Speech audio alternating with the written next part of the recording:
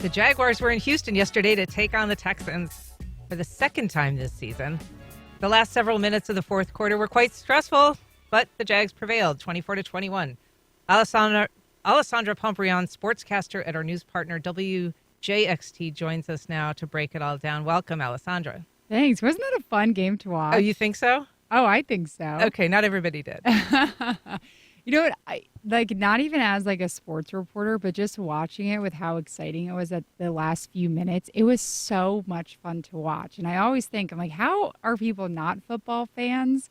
Because it's like great reality TV, basically. As a avid reality TV fan, you just can't make that stuff Those up. tensions appeal to you, I guess. Oh, very, very. So the Jags went to Houston seeking redemption after their September loss at Everbank to the Texans. And it was tense. So Texans had control of the ball in the final moments. Tell us how it wrapped up. What happened? Yeah, so final literally seconds of the game, Houston decided to attempt a 58-yard field goal. I don't think that was, in my opinion, if I was a head coach, I would not have done it because the kicker could not make a 50-yard field goal just moments before. So I don't know why they tried the 58, but they did. It hit off the crossbar. It barely it almost went in, I will say. It did because it went off the crossbar. It almost went in, would have sent the game into overtime. Instead, the Jaguars win. 8-3.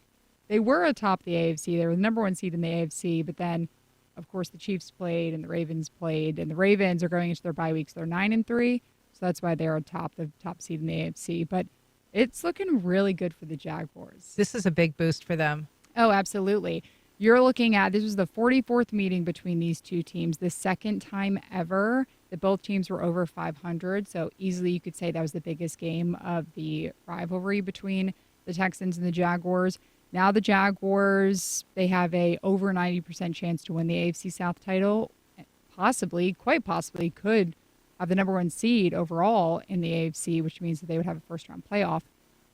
Which is, of course, what everyone wants right now. But, we'll see how the rest of the season goes.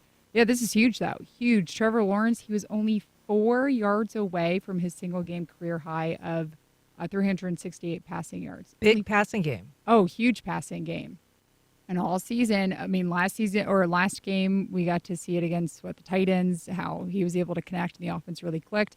Again, the offense clicked yesterday in Houston.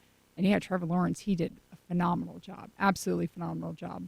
And Josh Allen also had a great game. Is that right? Absolutely. Sacking. Tell us about what he was doing out there. Yeah, so Josh Allen had 2.5 sacks for a negative 31.5 yards. What's a half sack just for? So Trayvon Walker had half of a sack. Okay. So basically if him and Josh Allen both take down C.J. Stroud, then they each get credited with half a sack because they did half of the work to take him down.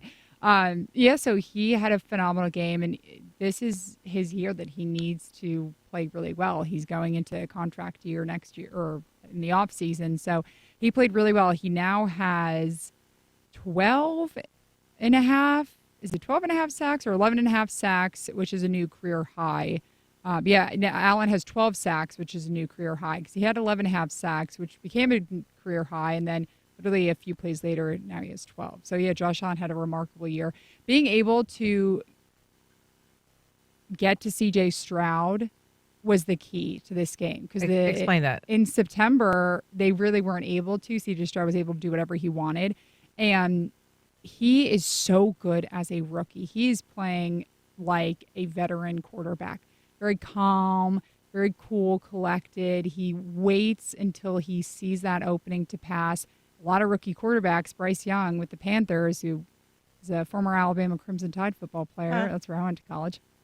He is not. He's like the complete opposite. Usually you can get into their heads and make them, pass when they're not really supposed to. But C.J. Stroud is a phenomenal quarterback. And to be able to get to him and sack him multiple times, to be able to have, I think it was a loss of over 40 yards on sacks. I mean, that's 40 yards that they lost. And especially in that last drive for the Texans, the Josh Allen sack, which really forced them to kick that 58-yard field goal. They could have had really close to the red zone, in my opinion, if he didn't sack C.J. Stroud, and they could have scored a touchdown to win, but they didn't. And it was the defense, again, who put the game away.